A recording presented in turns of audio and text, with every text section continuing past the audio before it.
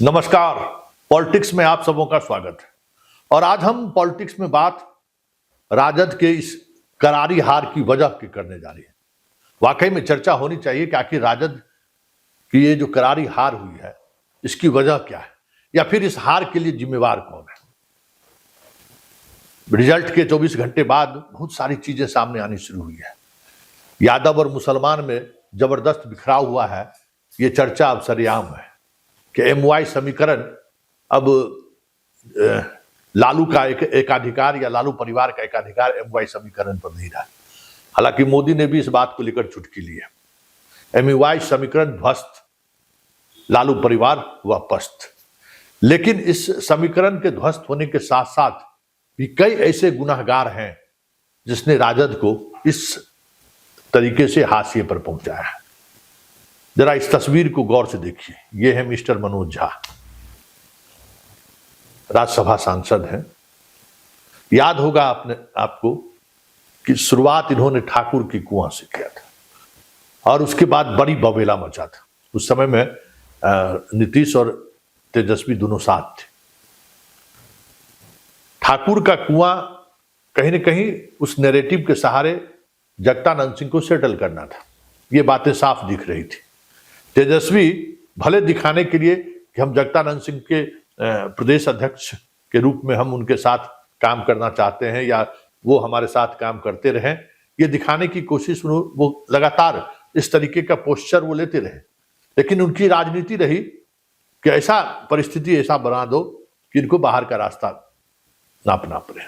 जो हुआ देखिए, उस ठाकुर की कुआं की वजह से जो आरजेडी का स्वाभाविक राजपूत वोटर, जो स्वाभाविक तौर पर बीपी सिंह के दौर से अलग संख्या लगातार कमती चली गई, लेकिन फिर भी जो स्वाभाविक तौर पर सोशल जस्टिस के नाम पर समाजवादी आंदोलन से जुड़े परिवार होने की वजह से जो उनके साथ थे वो निराश हुए। और उस निराशा का दौर चलता गया। आखिरकार सुधाकर सिंह भी चुनाव जीते जरूर, लेकिन राजपूतों का पूरा सहयोग नहीं मिला इसी तरीके के बयान की वजह से। और बात बढ़ती चली गई। अंत में जगतानंद सिंह को जाना पड़ा। तो इस राजद के लालटेन में छेद करने वाले पहला परोधा यही है मनोज झा। उन्होंने एक स्वाभाविक जो सवर्ण में जो राजपूत सॉफ्ट रहा करता था लालटेन को लेकर, उसको इन्होंने बेवजह छेड़ा और फिर जो कुछ राजपूत इनके साथ था वो परमानेंटली इनका साथ छोड़ दिया। अब बात तेजस्वी की राजनीति की कीजिए। तेजस्वी बात A to Z की करते रहे कि हम सबों के साथ लेकर चल रहे हैं, लेकिन सियासत वो बैकवर्ड फॉरवर्ड का करते रहे। वो सियासत कहीं न कहीं फॉरवर्ड को अपमानित करने वाला करता है। और ये मैं इसलिए कह रहा हूं कि बिहार में शक्ति यादव जैसा प्रवक्ता, उनके बोलने का अंदाज, जिस तरीके से वो अटैक करते थे, कहीं न कहीं एक बड़े फेस को, मतलब राजद का जो एक अम्ब्रेला था उसको उन्होंने काफी नुकसान पहुंचाया। महिला वोटर को उनसे वो दूर किया। ये शक्ति यादव, दूसरी तस्वीर जो आप देख रहे हैं शक्ति यादव की, ये कम जिम्मेवार नहीं है जंगल राज के उस इमेज को बनाए रखने में, क्योंकि इनका बयान कुछ उसी तरीके से आता था। याद होगा कि मनोज झा को बंदी के दौरान किस तरीके से उनके साथ व्यवहार किया था, और उस व्यवहार ने कहीं न कहीं लोगों के जेहन में बताया कि भाई यादव नेतृत्व अभी भी उस मानसिकता से बाहर नहीं निकला है। एक वो इंपैक्ट छोड़कर चला गया जो वोट अधिकार यात्रा के दौरान जुड़ता हुआ जो जुड़ रहा था कांग्रेस के सहारे, वो उनसे दूर हुआ। और उसके बाद इस दो चेहरे को गौर से देखिए। टीवी डिबेट पर पिछले 1 महीने से बड़े जोरदार तरीके से अपनी बात रख रही थी। पहचान गए होंगे, प्रियंका भारती और कंचना यादव। बात तेजस्वी A to Z की करते थे, लेकिन ये दोनों प्रवक्ता टीवी पर किसको हमला करता था, किस पर हमला करता था? भूड़ावाल जिसको कहते हैं, लालू यादव जिस तरीके से अपमानित नहीं किया होगा मंच, सार्वजनिक मंच से, पिछले 1.5 महीने से टीवी डिबेट में वो बिहार के सवर्णों को गाली देती रही।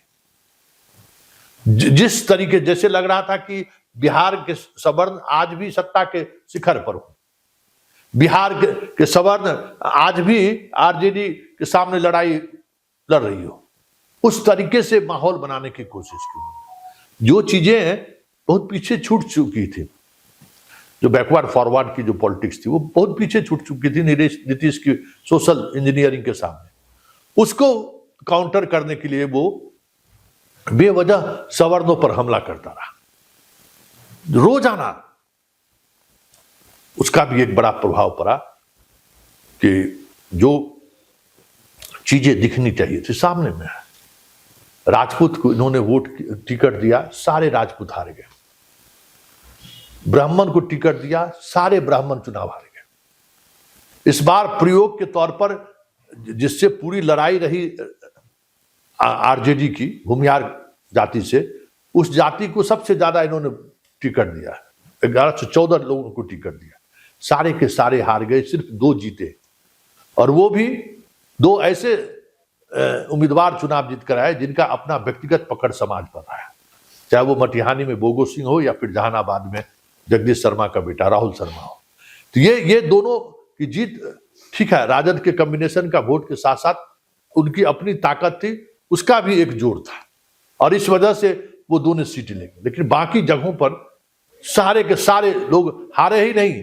अब बताइए, मुन्ना शुक्ला की बेटी कितने अंतर से चुनाव हारी है। सारे उम्मीदवार, डॉक्टर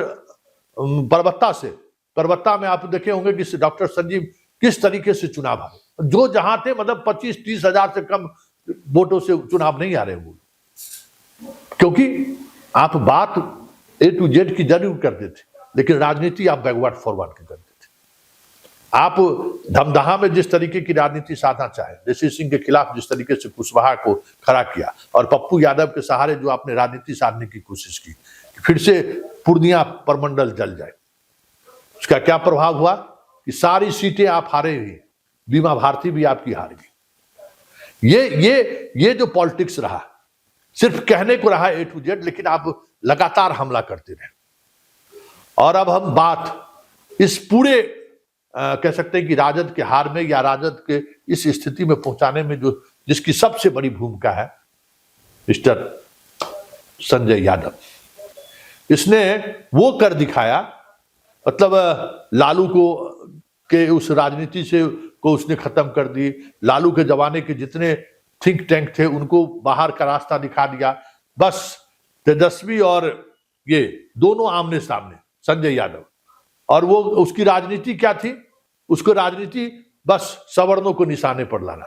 हम औरंगाबाद की बात करते हैं, जहां सारी सीटें पिछली बार आरजेडी जीत चुकी थी, जहां इस बार खाता तक नहीं खुला, वहां बेवजह सिटिंग राजपूत विधायक का टिकट इसने काट दिया, और इस तरीके की कॉम्बिनेशन बनाने की कोशिश की कि वहां राजपूत वर्सेस अदर्स बैकवर्ड हो जाए।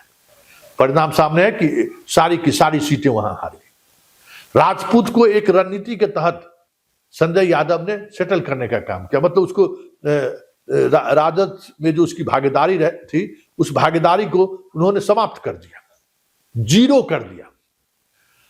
यादव और मुसलमान में भी जिस तरीके से उन्होंने टिकट वितरण किया, अन्य जातियों में भी जो टिकट वितरण किया, बस कंप्यूटर के कीबोर्ड पर जो सर्वे रिपोर्ट आ रहा था, उसी सर्वे रिपोर्ट को आधार बनाकर वो बांटते चले गए। और फिर जिस बात को लेकर सबसे चर्चा है संजय यादव को लेकर, कि चाणक्य होटल में जो डील हुआ और जिस तरीके से उम्मीदवारों, हर उम्मीदवार से किसी न किसी तरीके से चाणक्य होटल में जो खेल खेला गया, इस हार की एक बड़ी वजह रही। अपने खास से खास उम्मीदवारों को भी उस डील के तहत जाना पड़ा, वहां उनको दरबारी करना पड़ा। चाणक्य होटल चाणक्य में बैठे एक खासम खास संजय यादव के खासम खास के दरबार में उनको हाजिरी बजानी पड़ी। और आज जो नतीजा है, उस नतीजे के लेकर कोई एक व्यक्ति सबसे ज्यादा जिम्मेवार है तेजस्वी के बाद, तो वो है संजय यादव। और क्योंकि तेजस्वी के सहमति से ही ये सारी चीजें चल रही थी, ऐसा नहीं कि सहमति, उनकी सहमति के बगैर ये बातें चल रही थी, सारी सहमति के साथ ये चीजें चल रही थी।